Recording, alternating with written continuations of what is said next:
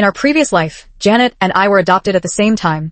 Sunshine like Janet was taken into a cold and strict family, eventually driven to depression, and took her own life. While gloomy old me was returned by a kind and gentle family. After being sent back, I suffered severe isolation and followed in Janet's footsteps. In this new life, Janet asked, what if we? I didn't hesitate. Switch. 1. When the two couples came to choose, I saw Janet's hands trembling the whole time. Unlike her eager anticipation in her previous life. I knew Janet had also been reborn. As for me, I still wore the same indifferent expression. Then, Janet took the initiative to comfort me. Don't worry, you'll definitely be chosen. I shook my head and said, I'll just be sent back anyway. Hearing my words, Janet immediately widened her eyes in shock. In that shared gaze, the two of us swiftly connected through a flood of memories. In our previous life, it was the wealthy Jiang family who adopted Janet. Yet when Janet ran eagerly toward her new family, the icy Jiang household made her fall so hard she tasted blood. The Jiang family's adoption of a daughter from the orphanage seemed like merely fulfilling an obligation. They showed Janet no love, only perfunctory, procedural care, along with countless rules meant to restrain her. Janet tried her best. She attempted to trade her liveliness and obedience for some warmth, but all she gained was self-doubt. In that suffocating atmosphere, Janet sank deeper into depression day by day, until at last, she took a final, soaring leap, and found her release. As for me, I was taken into the Zhou family. Uncle Zhou was a high school principal, and Aunt Zhou ran a kindergarten. Both had an abundance of enthusiasm for children. They very much hoped I could respond with equal warmth. But no matter how I tried to pretend, I could never do it convincingly. Finally, the Zhou family gave up on me and sent me back to the orphanage. After returning to the orphanage, I became what others saw as an ungrateful wretch. Many children resented me for wasting an opportunity, and they isolated me even more. On top of that, hearing the news of Janet's death made me lose the will to live. I never expected that we would both be reborn. 2. Just like in our previous life, both the Jiang couple and the Zhou couple took a liking to Janet. Simply standing there, she radiated the vibrant energy of a sunflower. Who wouldn't be drawn to her? Being chosen by both families meant that one would have to give up Janet. In our previous life, it was the director who stepped in to mediate, pushing Janet to the Jiang family, while suggesting the Zhou family adopt me. The Zhous noticed how similar Janet and I looked, so they agreed. In this life, the same deadlock of simultaneous selection arose again. But this time, before the director could intervene, I took the initiative and walked toward the Jiang family, saying, choose me, I can become whatever you want me to be. The Jiang couple froze for a moment, while Janet quickly ran to the Zhou couple side, smiling sweetly. Thank you for being willing to take me away. The Zhou couple happily took Janet into their arms. And so, the Jiang couple had no choice but to agree to my request. Thus, in this life, Janet went to the Zhou family, and I, Diana Jiang, went to the Jiang family. The Jiang family currently has 3 members, making it 4 with me included. Michael is the father, Caroline is the mother, and Patrick is the older brother. All 3 of them are busy with work, so the house is usually quiet and empty. Only during dinner time do we gather together to see each other. However, I quite enjoy the quietness during the day, because I can peacefully read manga in silence. Then when the maid asks, Miss Diana, would you like XX for lunch today? I just need to nod in response. As for the maid's muttered remark, why doesn't she speak all day? I usually pretend not to hear it at all. But dinner time wasn't so relaxed. Even when Michael served me food, it was with a commanding tone. Eat this piece of fish. I immediately extended my bowl to receive it, replying with equal seriousness. Understood, thank you. An eerie silence instantly fell over the dinner table. Even Patrick, who had been treating me like air since I entered, glanced at me. Caroline then said, at home, there's no need to be so formal. However, her expression was somewhat cold as she spoke. I nodded and replied, all right, I understand. Caroline sighed and looked at Patrick, saying, starting today, remember to teach your sister some manners and rules. Patrick rolled up his sleeves and replied solemnly, understood. 4. The next day, Janet rushed over to meet me. After hopping out of the car, she waved cheerfully at the driver's seat. Bye, Mom and Dad. Goodbye. Laughter came from the driver's seat. I knew Janet had made the right choice by going to the Zhou family. The first thing Janet asked when she saw me was, how are things at the Jiang family? But before I could answer, she sighed and said, actually, there's no point in asking. However, Janet told me more about the Jiang family. It turned out that the Jiangs went to the orphanage because their daughter had passed away in an accident. So they wanted to adopt a girl of similar age to fill the void. This was Michael and Caroline's idea. Patrick was strongly opposed. He believed that once his sister was gone, she was gone. There should be no replacement brought in to fill her place. That's why in their past life, Patrick had always treated Janet terribly. Janet repeatedly warned me, no matter how Patrick treats you, don't pay him any attention. 5. But it was impossible for me to have no interaction with Patrick. Following Caroline's instructions, he needed to teach me some rules of aristocratic life. Patrick called me into his study. The moment I entered, his handsome face immediately turned cold, and he frowned at me. Don't you know you're supposed to knock? I said stiffly, sorry, let me try again. Then I stepped back out, knocked a few times on the door before entering once more. Patrick continued scrutinizing me. In a few days, it will be Caroline's birthday. Many people will be coming to the house. What will you say when you meet them? I replied expressionlessly. Hello, I'm Diana. Pleased to meet you. Patrick looked at me and said, don't you ever smile? I'm not naturally inclined to smile. Patrick. Finally, he told me, with that attitude, it's hard for people to like you. It's fine, I don't really care about this. But Patrick, noticing the faint sneer that had unconsciously appeared at the corner of my mouth, was slightly taken aback. A dead pig isn't afraid of boiling water, he snorted coldly. Stop scolding me. What if I end up enjoying it? 6. Since Patrick claimed I was too difficult to manage, Caroline decided to take over personally. Aside from when I was at school, Caroline made time to supervise me during activities like piano lessons and tennis practice. As I played the piano, Caroline sighed repeatedly. How are your hands so stiff, like chicken claws? Every year on my birthday, Caroline continued, Xiao-Yin would play the piano. If we made you do the same, it'd be like forcing a duck onto a perch. Xiao-Yin was the deceased daughter of the Jiang family. I looked at Caroline and said, I can do it next year. Next year? Caroline said absent-mindedly. That depends on your performance. Although I was stubborn in many ways, when Caroline said this, I keenly picked up on some crucial information. So I said, I'll behave well. Don't send me back. So that's what you're afraid of. Caroline's indifferent expression showed a slight ripple. Diana, I remember you saying you were willing to become what we wanted you to be, right? I nodded. Yes. What if we make you just like Xiao-Yin? I recalled the family portrait hanging in the villa. In the photo, Xiao-Yin looked gentle and graceful. Having learned a bit of painting, I imagined myself as a model imitating Xiao-Yin and successfully managed to produce a smile. Caroline was momentarily stunned. She gave an appraising look. Not bad. That day, I practiced in the soundproof piano room until dawn, finally collapsing asleep inside. The nanny only found me the next morning. When Patrick found out, he accused me of being overly obsequious. But Caroline was quite pleased. 7. Caroline's birthday arrived. As the banquet approached, the Jiang family dressed themselves exquisitely and appropriately. As for me, I wore the snow-white little dress Caroline had prepared, with a beautiful bow pin to top my neatly styled hair. But after I put it on, Patrick strode in wearing a suit and tie, snatched the bow clip from my hair, and demanded of Caroline, why does she get to wear the same outfit as Xiao-Yin? Caroline, because she's your sister now.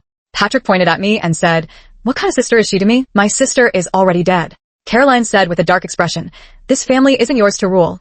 Not unless I'm dead too. Fine. Very well, Patrick sneered. He turned to me and said, Jiang Diana, listen to me. You're not worthy. I remained silent. Patrick fixed me with a piercing gaze. Jiang Diana, have you no self-respect?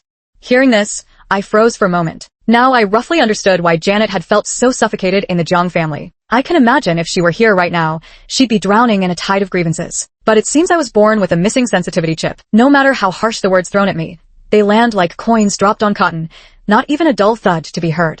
Sorry, I'll be more careful next time. Patrick said to Caroline, Mom, just look at what she's become. Caroline said discontentedly, Diana, have you forgotten what I told you? Oh, I should be like Xiao-Yin. I reached out my hand and said softly, Brother, give me back the hairpin. I just need to follow orders. Patrick shuddered. He immediately threw the butterfly clip back to me and ordered, don't call me that again. No. In this household, Caroline calls the shots. 8. At the banquet, Janet also came, since the Zhou and Jiang families had long-standing ties. Janet furtively pulled me aside and took out a wallet, saying to me, Diana, I have so much pocket money now. Have you bought Caroline a birthday gift? You absolutely mustn't skip the gift. If you're short on money, I can give you some. No need, I have money. You should save yours, just in case. I paused, originally wanting to say, just in case the Zhou family doesn't want you anymore. But then I thought, Janet isn't like me. The Zhou family will adore her. I continued, I've already given the gift to Caroline. What was it? Caroline loves watercolors, so I painted one for her. Janet. She must have loved it. Before giving it, I wasn't sure if Caroline would like it. But when I saw that watercolor painting in the trash bin this morning, I knew she didn't like it very much. Oh, more like didn't like it at all. While Janet and I were talking, Caroline came over and pulled me away, telling me to go meet the guests. 9. This is the new child our family has taken in. Caroline introduced me with a smile. Children from the orphanage are so pitiful. Old Jiang and his wife are truly accumulating blessings by doing this. Look at this child, so clever and pretty. You'd never guess she's had a hard life before. As they were exchanging pleasantries, one of the ladies suddenly pushed her own daughter forward, saying, Anna, you used to be so close to Xiao-Yin. Now that Diana is part of the Jiang family, you should get to know her better. While the beautiful Anna was sizing me up with a haughty look, the adults forcibly separated us to the side, urging us to bond. But the first words Anna spoke were, take off that dress and the bow in your hair.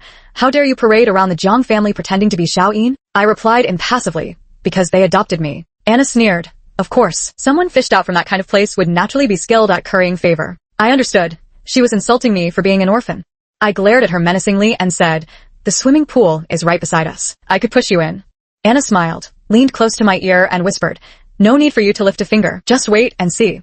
No sooner had she spoken than Anna voluntarily jumped into the swimming pool. With a loud splash, she flailed wildly in the water while screaming for help. Save me, Jiang Diana is trying to kill me. Help quick. Instantly, all eyes in the room turned in this direction. A clamor of hurried footsteps swarmed over. Caroline and Michael also rushed over quickly. As they passed me, Caroline shot me a fierce glare. I stood quietly by the shore, watching as Patrick swiftly removed his black suit jacket and plunged into the water to rescue someone. Anna clung tightly to his neck, nestling against his shoulder as she panted rapidly.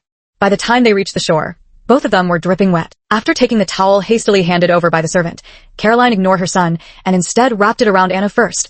Rome, don't be scared, don't be scared. It's all right now. Anna pointed at me tearfully. She pushed me. Michael looked at me sternly and asked, Diana, what's going on here?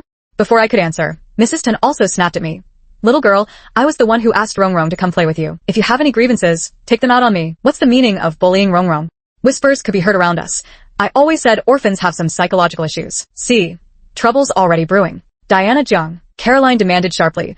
What exactly happened here? I pointed at Anna and said, she told me to take off my dress. When I refused, she jumped in herself. Mrs. Tan grew frantic.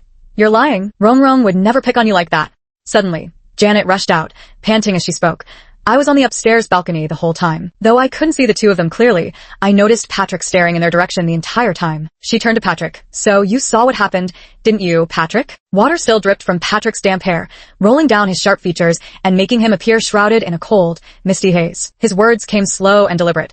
I didn't see anything clearly. The atmosphere instantly became awkward as the standoff continued. With the situation escalating like this, the onlookers weren't sure whether to side with the Tan family or the Jiang family.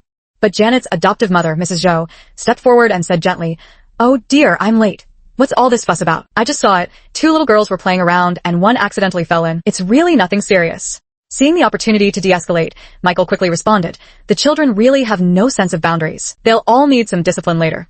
Mrs. Tan said reluctantly, Fine, they all need discipline. Later, the remaining half of the banquet had nothing to do with me. I was sent upstairs to stay by myself, lest I spoil the mood again. But when Janet was leaving, I remembered I should see her off. Then I heard Janet ask Mrs. Zhou, Mom, you clearly didn't see it, so why did you say you did? Mrs. Zhou replied, Diana is your good friend. What's wrong with telling a little white lie? The two exchanged a knowing smile, while I eavesdropped from behind the wall. A strange feeling suddenly welled up inside me. It was a feeling I had never experienced before, one that felt utterly foreign to me. But I soon had no time to dwell on it, for the banquet had ended, and I was now facing questioning from Jiang Fong and Caroline.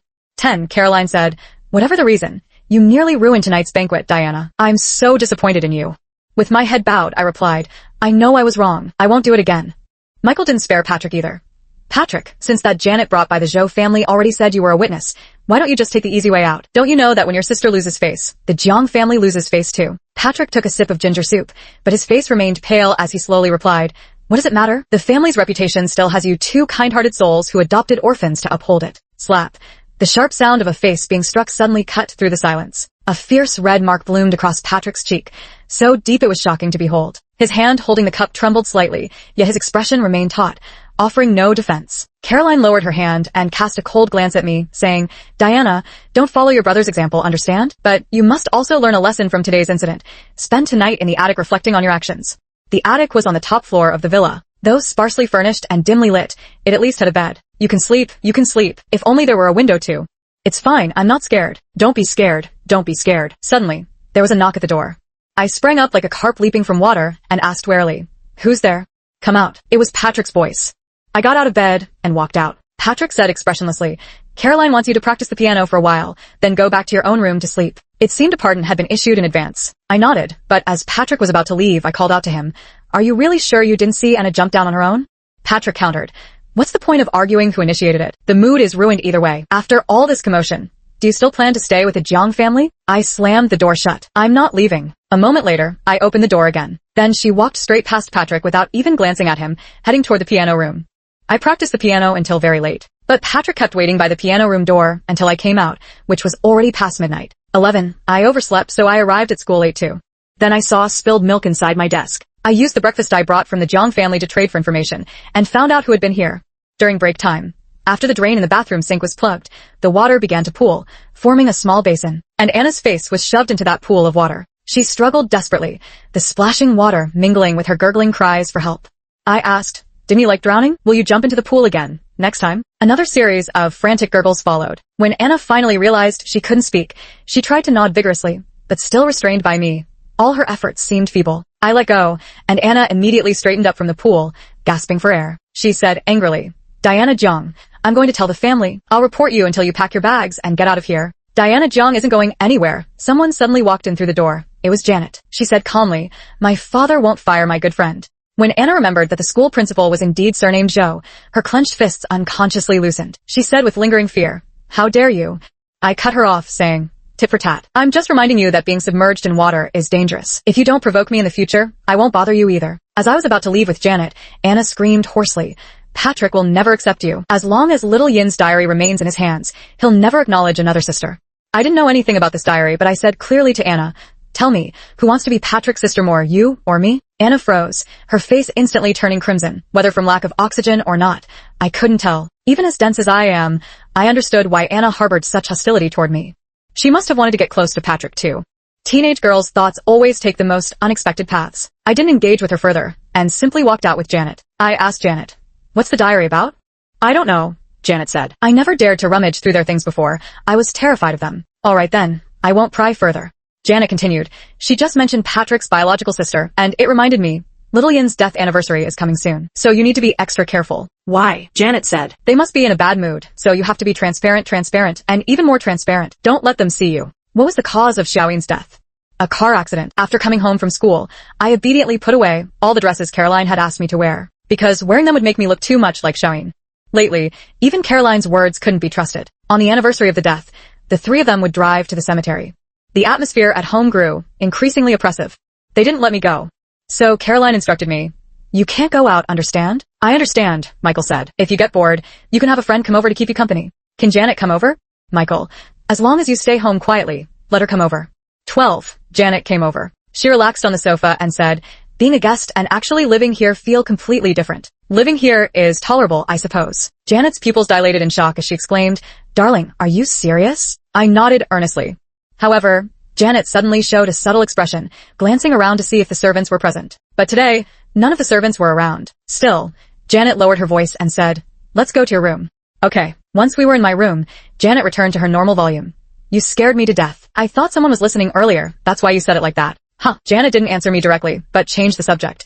"Diana, let me ask you something while we're here. If you had the chance to transfer to another family right now, would you be willing?" I asked, puzzled. "Why are you asking this?" "My parents at the Zhou family know many parents, right? Some of them are families who've lost their only child, so they're always keeping an eye out for potential adoptions. If you're unhappy at the Jiang family, you can always ask my parents for help." I thought for a moment and said calmly, "Don't worry about me. I'm living very well with the Jiang family." Just as I finished speaking, the phone beside me suddenly rang. Seeing it was Caroline, I quickly answered. "Listen," Caroline said, "there's something we need you to find. It's a certificate from a piano competition that Xiaoyin used to care about a lot. It was only recently mailed to us. We were supposed to bring it to Xiaoyin but forgot it when we left. It's in your brother's study. Once you find it, a driver will come pick it up soon, understand?" "Okay, I'll go look for it now." "Then I'll hang up," Caroline said, but just before ending the call, she muttered, "Where's Patrick run off to again? Such a handful." Janet and I went to the study together. After searching for a while, we finally managed to dig out the certificate. Having worked up a bit of a sweat, I simply sat down in the study to rest for a while. Janet looked at me with concern and asked, "Diana, don't you really find the Jiang family too oppressive?" I blinked and said, "Not oppressive at all. They don't hit me. Not only do they not hit me, but my allowance is enough to buy lots of comics to read. It's different from the home I stayed in before going to the orphanage. I won't be grabbed by a large, vein-popping hand that locks onto my ankle, drags me out from under the bed, and smashes my head against the bed frame. Nor will cigarette ash be flicked onto me. And I certainly won't have a basin of cold water dumped over my head in the dead of winter." I recalled these things and spoke them aloud. Janet's expression stiffened slightly. This was the first time I had mentioned anything about my life before the orphanage to her. After arriving at the orphanage, I changed my surname to match the director's, and my given name was changed too. Since everything was new, the past was never brought up again. I patted her hand and said, "That's how it is. I really had a good life with the Jiang family, though sometimes their words could be a bit harsh. But I've always let things go in one ear and out the other. As Patrick used to say, a dead pig isn't afraid of boiling water." I continued, "But I still think not getting beaten is already pretty good, don't you agree?" I wasn't just brushing Janet off. "I can practice piano until dawn without feeling tired. It's okay if the painting gets thrown away. It's just an unloved piece. I'll simply paint another one next time. Even if I'm locked in the attic for punishment, I'll be let out soon enough. Besides, it's just a little dim in there. It won't cost me a piece of my flesh. This is much happier compared to the worst case scenario. I'm willing to stay here." But I don't understand why Janet looks so heartbroken. Her thin lips kept trembling as if she wanted to say something, but not a single word came out. After what felt like an eternity, her tears suddenly began to fall like rain. God, it's not like that. It's not just about avoiding beatings. Janet's emotions surged violently as she wept bitterly. Everyone has feelings, you do too. When someone cares for you, you feel joy. When someone hurts you, you have every right to feel pain. Longing for love isn't shameful. Yearning for warmth isn't shameful either. It might be a gamble, but your feelings should never be buried. My feelings? My heart suddenly began pounding violently. I used to think you were so cool, Janet whispered, her tear-glazed lashes trembling. But I take that back now. You've just forgotten how to express yourself. My fingers curled slightly, leaving me somewhat at a loss. Then I'll go first. Janet looked at me and said, Diana Jiang, you're my best friend, and I care about you very much. It was just a simple sentence, yet those words seemed to sprout bones before my eyes, growing flesh and blood. I could even hear faint, gasping breaths. Effortlessly, I spoke softly. I care about Janet too. I paused, and I really envied how warm and nice it looked when Janet was with Annie Zhou after that birthday party. Janet immediately burst into laughter through her tears. She tried to grab my hand but accidentally knocked something over, and with a clatter, something fell to the ground. It was a notebook. It lay splayed open on the floor, revealing dated entries of its contents. The 14th. It was Xiao Yin's diary. The girl's delicate handwriting etched out dates and the accumulated whispers of her heart over the years. Every thick page was filled with Koto's struggles and silent cries for help. As the entries progressed, her words grew increasingly fragmented and scattered. Yet they vividly painted the suffocating oppression of life within that household. The final diary entry was written on this day last year. The last few words Xiao Yin wrote were, if there's a next life, I don't want to be mom's daughter anymore. Followed by, I'm so bad. How could I be so unfilial? But I'm really in so much pain. Am I sick? At this point, Xiao Yin's diary ends. You can flip to the back, where the handwriting suddenly changes. No diary entries. The writing grows even more fragmented. I originally watched the surveillance footage and couldn't understand why you didn't show the slightest intention to dodge when that out-of-control car came charging at you. But now I understand. Xiao Yin, can you save your brother? Tell me what to do. Why did they have to bring back another girl? When I see her, it's like seeing you all over again. Every moment, I fear she'll follow in your footsteps. No matter how hard I try to drive her away, she refuses to leave. Even after ruining the banquet, Mother still didn't cast her out of the house. If you don't leave now, it'll be too late. The soil has rotted. No flowers will grow here anymore. Xiao Yin, tell your brother how to do this, okay? The pain that couldn't be expressed in words slowly melted within the originally cold text. After reading Patrick's records, all the blood in my body seemed to freeze. Janet's eyes had already gone blank. She lifted her head, wanting to look at me, but her gaze swept past me and suddenly froze. I turned around and saw Patrick. He was staring down at me. The silence around us was so profound I could still hear his breathing. 15. The next moment, I was tightly embraced by Patrick. I'm sorry.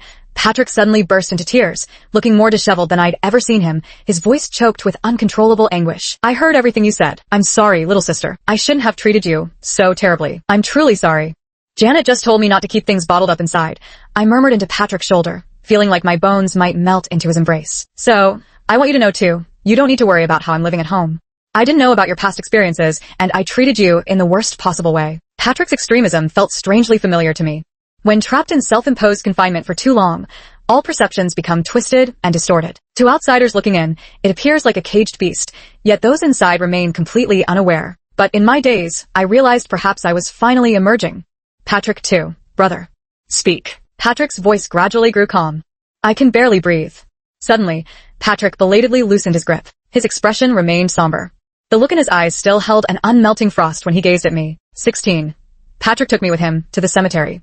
He wanted me to meet Xiao Yin. Besides me, the certificates and that diary were also taken along. Patrick said the diary had originally been kept by Koyan at school, then passed into Anna's custody, before finally ending up in his hands. So, Koyan had been unwilling for her family to see this diary. Patrick had kept it hidden for a long time, and today he finally decided to return it to Koyan. Because it was raining today, and the roads were slippery, Patrick drove a bit slower. Meanwhile, Caroline stood waiting at the cemetery gate, looking anxious. As Patrick got out of the car, Caroline, still across the street, couldn't help but frown and ask, Patrick, why did you go back to get it? Afraid she wouldn't find it, Patrick replied, walking around the car to open the passenger door and help me out. Caroline noticed Patrick holding my hand and looked slightly surprised. She said to Patrick, you've changed your ways. Patrick didn't say anything more. As we walked past, a chilly breeze from the cemetery made me shiver. Caroline glanced at me and said, if you're cold, why don't you put on more clothes? It's not like we're starving you. I didn't bring a coat with me. Caroline, then use your brother's, he is one. Diana, go fetch it, Patrick said gently. But just as I was crossing the street, the screeching sound of skidding tires suddenly pierced my ears. I turned my head, watching the out-of-control vehicle rapidly enlarge in my pupils. My mind went blank for just a moment before I immediately remembered to run. Amidst the sharp honking and the approaching pressure, I was knocked to the ground. Yet, the excruciating pain I had anticipated never came. The car didn't hit us. It veered off course and crashed into the bushes beside the road. Lying beside me on the ground, Patrick's chest rose and fell rapidly, his breathing heavy. He held me tightly in his arms, but when he spoke, his voice suddenly relaxed. I saved you. Patrick must have imagined this moment 1,000 times over, while watching the surveillance footage of Xiao Yin's car accident, while writing those diary entries. To this day, fantasy has become reality. When Patrick repeatedly told me not to be afraid, little sister, there were tears glistening in his eyes. The flustered driver hurriedly got out of the car. With one glance, he could tell who the parent was and quickly stepped forward to offer comfort. But Caroline didn't even give him a glance, because Patrick dropped everything in his hands when he rushed over to save me. The certificates and the diary, and Caroline was holding the latter. By the time we returned to the Zhang family, Caroline had already finished reading every page of the thick diary. The proud and aloof noblewoman suddenly broke down. She collapsed to the ground, clutching my arm tightly, tears streaming uncontrollably as she hoarsely pleaded, "Daughter, look at me. Look at your mother. It wasn't what you thought. Mother loves you so much. Please don't hate me." She was choking with sobs, unable to form complete sentences. I lowered my head and said, "Caroline, your eyes are playing tricks on you. I'm not Xiao Yin." Caroline froze for a moment. Right, you're not Xiao Yin, you're Diana. Caroline laughed through her tears, cupping my cheeks as she said, "Diana is also my daughter. Diana, listen to me. I'll be good to you. I'll be very, very good to you." At this moment, Caroline's eyes were filled with tenderness and cherishment. Her eyes couldn't lie. She was sincere. Utterly, completely sincere. I already knew my good days in the Zhang family were about to begin. I would become the true apple of their eye. But I turned to Patrick, my voice trembling as I said, "I want to go back to the orphanage." Michael frantically grabbed my shoulders, asking in shock, "Diana, what are you doing?" Patrick was also stunned. Yet as if sharing a telepathic connection with me, he quickly regained his composure and understood my intention in the shortest time possible. Patrick said to me, "I'll contact the dean now." Then, he walked aside and quickly dialed the number, disregarding Caroline's attempts to stop him. Seeing that she couldn't stop her son, Caroline suddenly ran to rummage through the trash bin, muttering to herself, "Where's the painting? Where is it? Diana, Mom will find the painting for you. Don't be angry. It's Mom's fault." But the trash was cleared daily. Michael tried to pull her up. "Xian, don't be like this. Calm down. The children are watching. Please don't do this. Don't stop me. I beg you." Caroline struggled free from Michael's grip and ran toward the door, even losing her shoes in the process. She stepped barefoot into the muddy ground outside, reaching into the large trash bin, her hands covered in filth. "It must be here." I wiped away my tears and said, "I can draw another one for you." Caroline looked at me with a mix of shock and joy. "You've forgiven me, haven't you? You're not leaving, are you?" I didn't nod. Caroline was disappointed. She pointed at me, then at Patrick, laughing and crying at the same time. "You all hate me." "All right, Mom." Patrick went to hold Caroline. "That's not true. Please don't be like this." Caroline pulled her hand away. She just stood there, looking at me with despair. When the orphanage car arrived, it took both Michael and Patrick to barely restrain Caroline. She was frantic, trying desperately to keep me from leaving. Yet I still got on the car. I might regret it later, but at this moment, I didn't hesitate. I knew what I was giving up. What I abandoned was precisely the family warmth and love of kin that I had always envied Janet for having. I know all too well that if I don't leave, Caroline will inevitably transfer her guilt towards Xiaoyin onto me, along with all the compensatory affection. She would strive to love me, to cherish me. She might even become more gentle and understanding than Janet's adoptive mother. I might even receive what Xiaoyin never experienced, nor had the chance to experience. But it was Xiaoyin who died of depression. She was the one who deserved repentance. She was the one who should have been compensated. I have no right. I can't in good conscience enjoy everything that was bought with her life when she's already dead. The car had driven quite a distance before Caroline's horse, desperate pleas to stay, finally faded from hearing. The surroundings gradually grew quiet. Yet suddenly, I burst into uncontrollable sobs. Epilogue. After Zhang Diana returned to the orphanage, just as she remembered, she became isolated. Being adopted is a precious opportunity. Almost all the children held some resentment toward her. They considered her abandonment an unforgivable waste. Some even said to her face, "Knowing full well how awful your personality is, yet you still tried to force your way in. Now you've come crawling back in disgrace." If it were the old Zhang Diana, she would have immediately activated her defense mechanism of letting words go in one ear and out the other. But now, she looked over and said clearly, "Before I became an orphan, I had a pair of terrible parents. That wasn't something I could choose, because I was born to them. Now I've been given a chance to choose again. I tried it and found it wasn't suitable, so I came back." She paused, then added, "If time rewound and they came to pick me, I'd still go and try." The disdainful expressions and scattered murmurs suddenly froze. Zhang Diana continued, addressing the girl who had shown the most dissatisfaction toward her earlier. "I think it was really unfair of you to gang up with them to isolate me. You can't do that again. I didn't do anything wrong." The people present exchanged uneasy glances. Diana John's expression softened considerably. She bit her lip and said, I have a lot of comic books now, all updated to the latest issues. Does anyone want to read them? Me, lend them to me. And me. I'll go back with you right now. Hey, I'm coming too. Wait for me. At first, it was just to borrow comic books, but later on more and more people were willing to hang out with young Diana. Janet came to see her too. As usual, the two of them huddled together and talked for a long time. However, Janet noticed that young Diana was now much more talkative. Janet hesitated several times before leaving, but ultimately brought up the Jiang family matter to young Diana. Caroline jumped from the top floor of the villa. She survived after emergency treatment, but became disabled and may spend the rest of her life in a wheelchair. Michael's hair turned white and his health deteriorated, so the Jiang family business was completely handed over to Patrick. Patrick is now the head of the household, but apart from business matters, there's nothing left in the family that requires decision-making. After listening, young Diana fell silent for a moment. Janet, can you help me deliver something? Young Diana asked. Of course, Patrick had inquired and learned that, through the efforts of Janet's adoptive parents, young Diana was adopted once again. The person who adopted her was a woman with the surname Sun. That Ms. Sun ran a coffee shop. Patrick had gone there to buy coffee a few times. Knowing that Ms. Sun is a cheerful and straightforward person, she often surprises customers with handmade little gifts. Her cafe also occasionally features a few paintings. Not the brushstrokes of a professional artist. A bit stiff, but very vivid. A painting in the same style also hung in Caroline's room. It was a lake scene, sparkling with ripples, said to be beneficial for a patient's mood. That one was sent over by Janet. Caroline hung it in her room and looked at it every day. Patrick wanted to see if there were any new paintings, so he went to the cafe. It wasn't too busy that day, and Miss Sun was leisurely attending to customers. After Patrick placed his order, Miss Sun stuck a label on the cup, then picked up a marker and asked, Sir, may I have your name? My surname is Jiang. Got it, Jiang? Mrs. Sun paused for a moment, then slowly pronounced, Michael. When the coffee was ready, Mrs. Sun warmly called him over. Michael, your coffee is ready. Patrick took the coffee and noticed that while the latte art wasn't as perfect as usual today, the pattern was quite novel and interesting. Mrs. Sun said with a smile, Sorry about that. This is my first time trying this design. My daughter helped me create it. Next time you come, I'll definitely have mastered it. Patrick gazed at the latte art, the corners of his mouth curling slightly. The pattern is beautiful. Your daughter is very skilled, he said. Mrs. Sun also smiled. Thank you. She'll be happy to hear that. Later, Patrick visited again. But Miss Sun wasn't there. The staff said she had taken her daughter to the amusement park. At the amusement park, Patrick finally saw young Diana. She was standing in line with Miss Sun, waiting to board the roller coaster. Even from a distance, he could sense that young Diana was happy and relaxed at this moment. Diana Jiang, may you always be happy. If one day you're not happy, remember to tell your current mom. Don't keep it bottled up inside. Don't endure it alone. She'll listen to you and then help you find happiness again. You look most beautiful when you smile. After standing for a while, they got off the roller coaster. Mrs. Sun's voice cut through the noisy crowd. You little rascal, I told you not to bring the chips up there, but you wouldn't listen. Now they're all over your clothes. Don't move. Let me clean it up. Oh, dear, is this sweater getting old? I'll have to take you to the mall later. Suddenly, someone interrupted Patrick's listening. It was a girl who came to strike up a conversation with Patrick. She had been stealing glances at Patrick for a long time. I shook my head and said, It'll just get returned anyway. Hey, she asked, you've been standing here for a while. Are you waiting for family? Patrick froze slightly.